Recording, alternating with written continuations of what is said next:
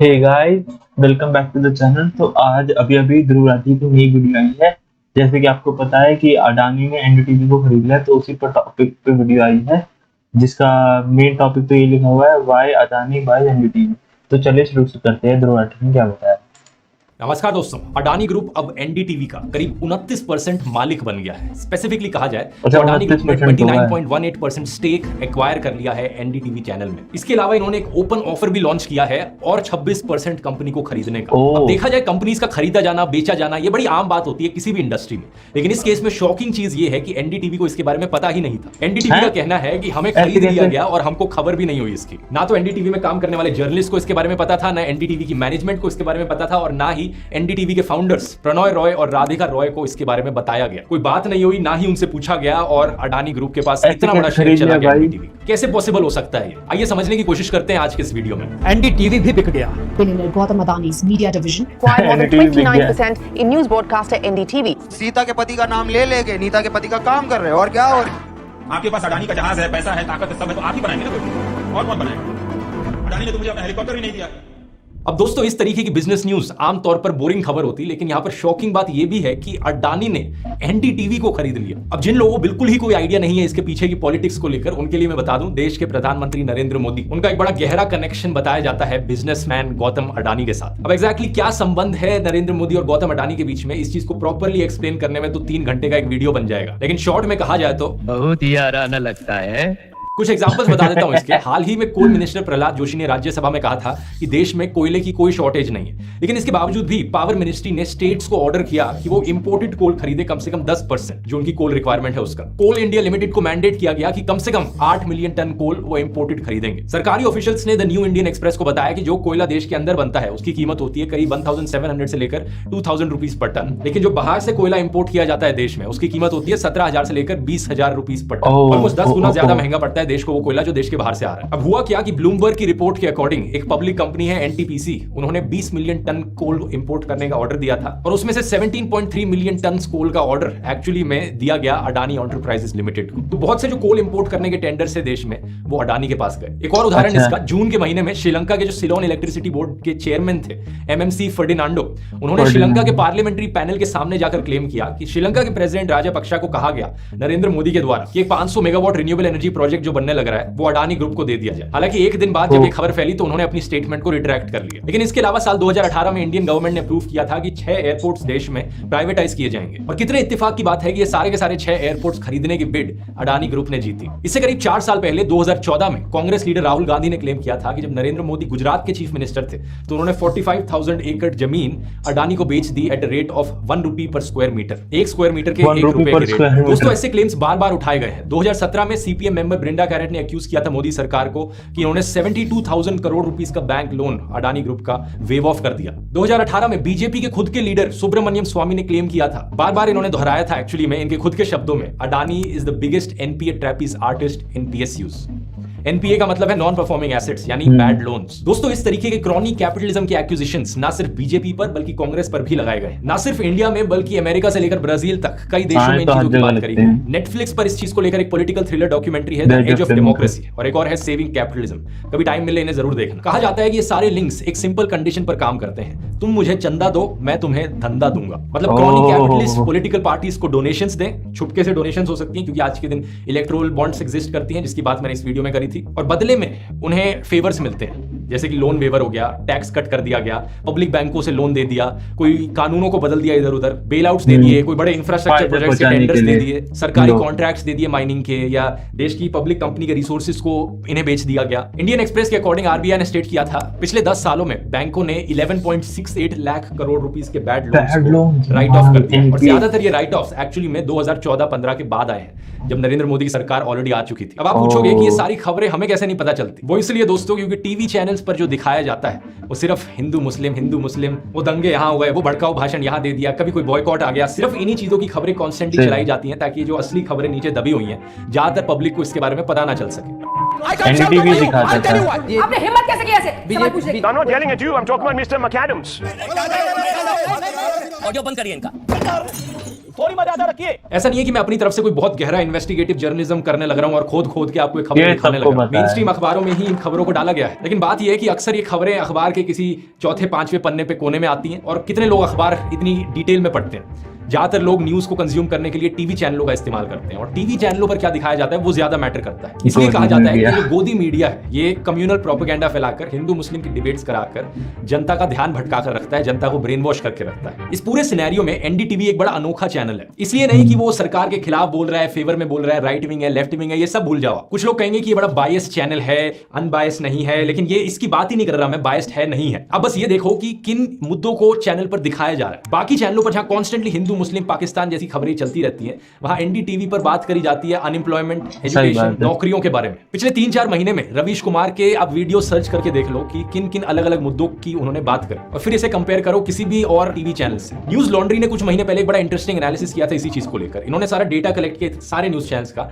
और फिर अलग अलग एक एक करके चेक किया कि एग्जैक्टली किस एपिसोड में किस चीज की बात करी जा रही है। तो स्क्रीन पर आप देख सकते हैं, जैसे फॉर एग्जांपल ये सुधीर चौधरी का डीएनए शो था, इसमें 73 से 28 एपिसोड्स में कम्युनल इश्यूज की बात करी गई। टाइम्स नाउ के शो में 68 में से 29 पे कम्युनल इश्यूज। रिपब्लिक भारत पर 96 में से 45 पर सिर्फ कम्युनल इश्यूज चले। न्यूज 18 इंडिया पर 68 में से 43 सिर्फ हिंदू मुस्लिम। आज तक पर 88 में से 45 सिर्फ हिंदू मुस्लिम। अर्नब गोस्वामी के रिपब्लिक टीवी पर 182 में से 60 में सिर्फ हिंदू मुस्लिम। और इन सबसे अलग हटकर आपको देखने को मिलता है रवीश कुमार का शो एनडीटीवी पर, जिसमें से 77 में से सिर्फ 23 इश्यूज ऐसे थे जो हिंदू मुस्लिम रिलेटेड थे। और यहाँ पर एक बहुत बड़ा फर्क भी था, जब रवीश कुमार अपने शो में बात करते हैं वो इस तरीके से नहीं करते कि हिंदू और मुस्लिम के बीच में दुश्मनी बढ़ सके। वो जब इन इश्यूज की बात करते हैं तो आप खुद ही देख सकते हो उसका नतीजा क्या होता है। शो देखने के बाद आपके अंदर मन में नफरत नहीं आती दूसरे धर्म के लोगों के अगेंस्ट। एक और डिफरेंस इन सारे चैनलों में और एनडीटीवी में ये था कि इन सारे चैनलों की बाकी और डिबेट्स जो कम्युनल नहीं होती वो अक्सर ऑपोजिशन के खिलाफ होती है। हालांकि मीडिया का पर्पस है सरकार से सवाल करना, लेकिन ये सारे मीडिया चैनल वाले ऑपोजिशन को टारगेट करते हैं, ऑपोजिशन से सवाल करते हैं और सरकार की चमचागिरी करते हैं। एनडीटीवी फिर से इकलौता चैनल जो ऐसा नहीं करता। यही रीजन है कि देश की press freedom index ranking constantly पिछले कुछ सालों में नीचे गिरती गई है। वर्ल्ड प्रेस फ्रीडम इंडेक्स 2022 के अकॉर्डिंग इंडिया की रैंक 150 पोजीशन पर है आउट ऑफ 180 कंट्रीज। मतलब अगर 180 देश हैं दुनिया में तो उनमें से 149 देशों में मीडिया की हालत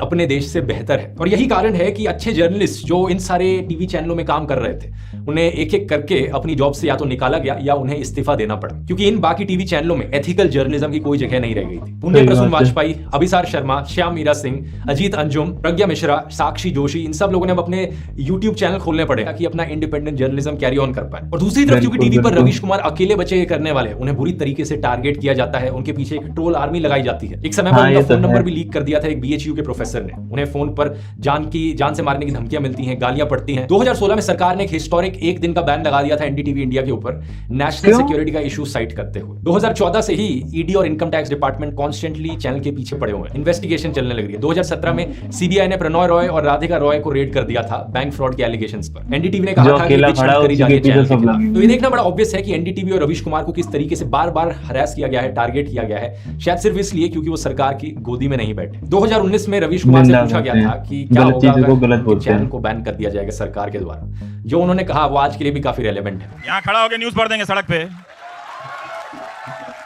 क्या है? मैंने कहा कहीं संविधान में लिखा है कि पत्रकार न्यूज पढ़ेगा तो स्टूडियो में ही पढ़ेगा, कहीं पढ़ देगा, पार्क में पढ़ देगा, गाड़ी में पढ़ देगा, नहीं होगा तो बाथरूम बंद करके जैसे गाते हैं वैसे न्यूज पढ़ देंगे, इसमें क्या? तो आप इस खबर के दोस्तों मायने समझ सकते हैं क्या है पूरे देश के पॉलिटिकल और मीडिया क्लाइमेट। उस पॉइंट पर आते हैं जिसकी बात मैंने वीडियो के शुरू में करी थी। जब एनडीटीवी बिकना नहीं चाहता अडानी के हाथों, एनडीटीवी के फाउंडर्स प्रणॉय रॉय और राधिका रॉय नहीं चाहते कि एनडीटीवी को बेचा जाए, तो कैसे अडानी ने इसे खरीद लिया? इस पूरे गेम के पीछे दोस्तों एक इंडियन कंपनी है, विश्व प्रधान कमर्शियल प्राइवेट लिमिटेड यानी वीसीपीएल। एक ऐसी कंपनी जो ज्यादा जानी मानी कंपनी नहीं है। इसे साल 2008 में फाउंड किया गया था और आज से करीब 12-13 साल पहले 2009 और 2010 में राधिका और प्रणॉय रॉय ने 403 करोड़ रुपए का लोन लिया था इस वीसीपीएल कंपनी से। एक्चुअली में उन्होंने ये लोन एज प्राइवेट इंडिविजुअल्स नहीं लिया था, बल्कि उन्होंने अपनी कंपनी बनाई थी आरआरपीआर होल्डिंग प्राइवेट लिमिटेड और उस कंपनी ने ये लोन लिया था। वैसे ये जो कंपनी है इसका नाम इनके खुद के इनिशियल से आता है, आरआरपीआर यानी राधिका रॉय प्रणॉय रॉय। और ये कंपनी दोस्तों सिंगल लार्जेस्ट स्टेक होल्डर भी थी एनडीटीवी की। इसके पास 29.18% स्टेक था, ओनरशिप थी एनडीटीवी। तो इस कंपनी ने जो वीसीपीएल से लोन लिया वो लोन इंटरेस्ट फ्री था, लेकिन एक स्पेशल कंडीशन थी उस लोन में। आरआरपीआर ने वारंट्स इशू कर रखे थे कि ये जो वीसीपीएल है, ये चाहे तो उन वारंट्स को कन्वर्ट करा सकती है और 99.9% स्टेक ले सकती है आरआरपीआर का, और इन वारंट्स को कभी भी कन्वर्ट किया जा सकता था। सिंपल शब्दों में कहा जाए तो इस कंपनी ने लोन लेने के लिए खुद को ही गिरवी रख दिया था। अब ट्यूसडे को खबर क्या आती है, अडानी ग्रुप ने वीसीपीएल को एक्वायर कर लिया है। अडानी ग्रुप ने इस वीसीपीएल कंपनी को खरीद लिया सिर्फ 103 करोड़ रुपए में। आप पूछोगे 103 करोड़ रुपए मैं सिर्फ क्यों कहने लग रहा हूं? सिर्फ इसलिए कहने लग रहा हूं क्योंकि इस कंपनी ने 403 करोड़ का लोन दे रखा था, तो इसकी खुद की कीमत इतनी कम क्यों थी? क्योंकि इस वीसीपीएल कंपनी ने भी पैसा लेने के लिए ये रिलायंस स्ट्रैटेजिक वेंचर्स के पास गए थे, मुकेश अंबानी की रिलायंस इंडस्ट्री लिमिटेड के पास, और उन्होंने इस लोन के पैसे को एक्चुअली में दिया था। लेकिन एनीवेज, क्योंकि अडानी ने वीसीपीएल कंपनी को खरीद लिया, अब अडानी के पास ऑप्शन था कि वो इन वारंट्स को ओनरशिप में कन्वर्ट कर दे, इक्विटी में कन्वर्ट कर दे, और इन्होंने वो ऑप्शन चूज किया। तो अडानी ने वीसीपीएल को खरीदा, वीसीपीएल ने आरआरपीआर को एक्वायर कर लिया लोन की कंडीशंस के अकॉर्डिंग, और क्योंकि आरआरपीआर का एनडीटीवी में शेयर था 29.18%, तो वो शेयर अब अडानी के पास चला गया। वैसे एक सवाल यहाँ आपके दिमाग में आया कि अगर इन्वेस्ट करना है आपको पैसा, तो इन्वेस्ट करने के लिए सही कंपनीज को कैसे चुना जाए? इसके रिगार्डिंग एक बुक रेकमेंड करना चाहूंगा, बीटिंग द स्ट्रीट। इस बुक की समरी आपको मिल जाएगी कुकू एफएम पर सुनने के लिए। एक और बड़ी ऑडियो बुक है यहाँ पर, बिजनेस स्ट्रैटेजी की। कुकू एफएम को नहीं जानते, बढ़िया ऑडियो लर्निंग का प्लेटफॉर्म है, ढेर सारी नॉलेजेबल ऑडियो बुक्स सुनने को मिलती हैं। आमतौर पर इसका प्राइस होता है 399 रुपीज पूरे साल के लिए। आप 50% ऑफ इस्तेमाल करेंगे आपको 50% ऑफ मिलेगा, यानी पूरे साल भर की कॉस्ट पड़ेगी सिर्फ 199 रुपीज इनकी पूरी लाइब्रेरी को एक्सेस करने के लिए। लिंक इसका नीचे डिस्क्रिप्शन में मिल जाएगा, जाकर चेकआउट कर सकते हैं। लेकिन टॉपिक पर वापस आते हैं। अब इंडियन रेगुलेशंस के अकॉर्डिंग अगर किसी का किसी कंपनी में 25% से ज्यादा शेयर होता है,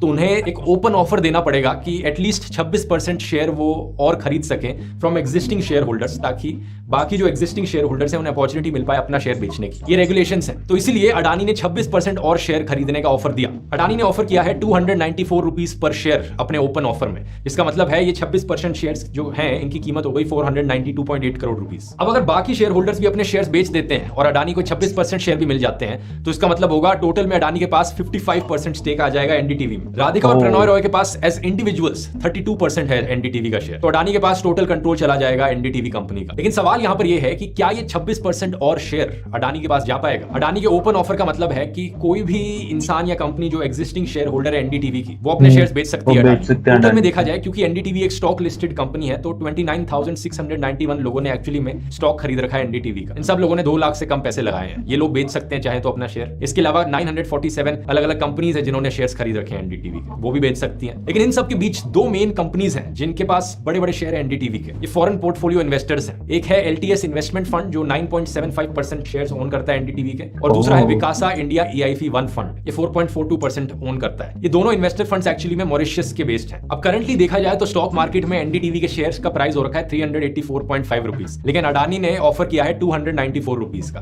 तो कोई अपने शेयर अडानी को क्यों बेचना चाहेगा? जो इंडिविजुअल लोग हैं जिन्होंने इन्वेस्ट कर रखा है एनडीटीवी में, उनके लिए तो कोई सेंस नहीं बनता, वो लॉस में अपने शेयर को क्यों बेचेंगे? लेकिन एलटीएस इन्वेस्टमेंट फंड बताया जा रहा है कि एक पोटेंशियल कैंडिडेट है जो अपने शेयर्स बेच सकता है इसी प्राइस पर अडानी को। क्यों बेचेगा एलटीएस इन्वेस्टमेंट फंड अपने शेयर्स अडानी को? यहाँ पर चीजें थोड़ी शॉकिंग हो जाती है, क्योंकि नियरली 98% पैसा इस फंड ने अपना जो इन्वेस्ट कर रखा है वो अडानी ग्रुप की कंपनीज में ही कर रखा है। इसके अलावा 4 और कंपनीज है जो टोटल में 7% स्टेक ओन करती है एनडीटीवी में। डॉलिया एजेंसीज, जीआरडी सिक्योरिटीज, आदेश ब्रोकिंग, कंफर्म रीबिल्ड। ये कहा जा रहा है कि ये 4 कंपनीज भी शायद अपने शेयर्स बेच दें अडानी को, क्योंकि द हिंदू बिजनेस लाइन की रिपोर्ट के अकॉर्डिंग इनका भी इनडायरेक्ट कनेक्शन है अडानी ग्रुप के साथ। तो एक्चुअली में जो पब्लिक शेयर होल्डर्स हैं उन्हें अपने शेयर्स बेचने की ही जरूरत नहीं है। अगर ये 6 के 6 कंपनीज अपने शेयर्स बेच देती हैं अडानी को, तो अडानी के पास 50% से ज्यादा स्टेक आ जाएगा एनडीटीवी में। और लोगों को डर इस बात का है कि एनडीटीवी की आवाज को भी अब दबा दिया जाएगा। एक सवाल आपके मन में उठेगा, क्या कोई तरीका है यहाँ पर एनडीटीवी कंपनी को बचाने का? एक तरीका यह हो सकता है दोस्तों कि प्रणॉय रॉय या उनकी वाइफ अडानी की ऑफर को काउंटर करने के लिए और महंगा ऑफर दे दे, बाकी शेयर होल्डर्स से वो खुद ही शेयर्स खरीद लें। लेकिन ऐसा होने का चांस बहुत कम लगता है, क्योंकि शायद उनके पास ये करने के लिए पैसे ही नहीं है। क्योंकि अगर उनके पास पैसे होते तो वो उस लोन को ही ना रीपे कर देते। दूसरी चीज यहाँ पर ये भी हो सकती है कि कोई व्हाइट नाइट आए, यहाँ पर कोई और ऐसा अमीर इंसान आए जिसके पास बहुत सारे पैसे हों और वो ऑफर करे कि मैं इन बाकी सारे शेयर्स को खरीद रहा हूं। उसे खुद से अपना पैसा स्पेंड करना पड़ेगा और अडानी को हराना पड़ेगा इस मनी बैटल में। अडानी को हाल ही में एशिया का रिचेस्ट मैन डिक्लेयर किया गया, तो ऐसा काम कोई और बहुत बड़ा बिजनेसमैन ही कर सकता है। यही कारण है दोस्तों कि इस पूरे प्रोसेस को एक हॉस्टाइल टेकओवर कहा जा रहा है। एनडीटीवी की मैनेजमेंट ये नहीं चाहती, एनडीटीवी में काम करने वाले जर्नलिस्ट ये नहीं चाहते, एनडीटीवी के खुद के फाउंडर्स ये नहीं चाहते। लेकिन जिस तरीके से सिचुएशन यहाँ आ पड़ी है, ये चीज होने लग रही है। आगे की बात आगे आने वाला टाइम ही बताएगा कि अगर एनडीटीवी को सही में अडानी के द्वारा खरीद लिया जाता है 50% से ज्यादा, अडानी के पास इसका कंट्रोल आ जाता है, तो एनडीटीवी पर इसका क्या असर पड़ेगा? क्या एनडीटीवी भी एक गोदी मीडिया चैनल बन जाएगा? क्या रवीश कुमार और बाकी जर्नलिस्ट को चैनल छोड़ना पड़ेगा? ऐसा होने पर क्या चैनल अपने कोर व्यूअर्स को लूज कर जाएगा? क्या उन्हें बाकी और बिकाऊ जर्नलिस्ट को हायर करना पड़ेगा चैनल चलाने के लिए? और अगर ऐसा होता है है तो एनडीटीवी में एनडीटीवी वाली बात क्या रह जाएगी। एंशिएंट ग्रीक फिलोसफी में एक शिप ऑफ थीसिस की बात करी जाती है, एक ऐसा जहाज जिसके आप एक एक करके जिसके सारे सारे कंपोनेंट्स लकड़ी निकाल दो और नहीं लगा अलग देंगे। कंपोनेंट से रिप्लेस कर दो। जहाज में यूज की जाने वाली लकड़ी, जहाज का अब इंजन, पुराने जहाज वाले का से जोड़ लोहा, सब देंगे, कुछ कौन सा निकाल के शिप उसे बनेगा। रिप्लेस कर दिया गया। तो सवाल ये उठता है कि क्या वो जहाज ओरिजिनल जहाज रहा? अगर सारा ही अंदर का कंपोनेंट निकाल कर रिप्लेस कर दिया गया है तो क्या उस जहाज को ओरिजिनल शिप ऑफ थीसिस बुलाना जायज भी है? सोचने वाली बात है। वीडियो पसंद आया, बाकी और वीडियोस यहाँ क्लिक करके आप देख सकते हैं ऐसे ही और इंटरेस्टिंग टॉपिक्स पर। बहुत बहुत धन्यवाद। और इसके आगे की भी बात है कि जो उसके बचे हुए शिप के बचे हुए जो पार्ट्स हैं उससे दूसरा शिप बना दिया जाए तो क्या वो शिप ऑफ थीसिस कहा जाएगा? तो इन दोनों में फर्क हो जाता है कि किसको हम शिप ऑफ थीसिस बोला जाए, तो यही बात हो जाती है। और जो अगर ऐसे अडानी ने खरीद लिया तो फिर तो जर्नलिज्म की दिक्कत हो जाएगी बहुत ज्यादा। और तो फिर क्या ही कहा जाए, अब पैसा है इतना तो शायद खरीद भी लें। अब बाकी लोग क्या ही कर पाएंगे। फिर शायद खुलेगा रवीश कुमार का भी YouTube channel, prime time with Ravish Kumar. चलिए इसी के साथ मैं मिलता हूँ आपको नई वीडियो में। Okay, good bye. Cause I've been living life right like I could just die